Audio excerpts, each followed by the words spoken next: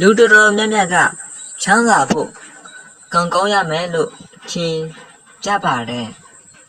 ဒါပေမဲ့အောင်မြင်တဲ့လူတွေကိုလက်လာကြည့်တဲ့အခါမှာတော့သူတို့မှာတူညီတဲ့အလေးအကျင့်တွေရှိနေကြပါတယ်အချက်1အချိန်ကိုတန်ဖိုးထားပါအချိန်ကိုဖြုံးနေတဲ့လူထက်အချိန်ကိုအသုံးချနေတဲ့လူကပိုပြီးတော့အောင်မြင်ကြပါတယ်သူများပျော်ပါနေချိန်မှာကိုကလစ်လာနေဖို့လိုပါတယ်အချက်2ဝင်ငွေထက်အသုံးစရိတ်ကိုထိန်းချုပ်ပါ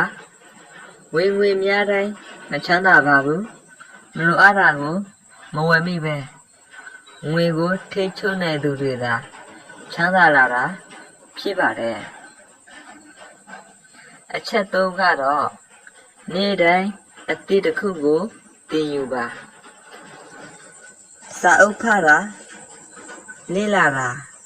ကျွမ်းကျင်မှုတွန်းအောင်လုပ်တာတွေကအနာဂတ်ကိုကျင်းစွာပြောင်းလဲပေးနိုင်ပါတယ်အချက်4ကတော့သူများကိုအပြစ်တင်တာကိုလျှော့ပါအခြေအနေကိုအပြစ်တင်မဲ့အစားဖြည့်ရှင်းနည်းကိုရှာတဲ့လူကပိုပြီးတော့တိုးတက်ကြပါတယ်အချက်5ကတော့စိတ်ဓာတ်ကျတဲ့လူတွေနဲ့အမြဲမပေါင်းပါနဲ့ကိုယ်ကိုတိုးတက်အောင်လုပ်ပေးတဲ့လူအကောင်းမြင်တဲ့လူစံပြဖြစ်သူတွေနဲ့ပဲပေါင်းသေးပါအချက်6ကတော့ငွေကိုဖြုံးမဲ့အစားရင်းနှီးမြုပ်နှံပါကိုယ့်ရဲ့အသိပညာ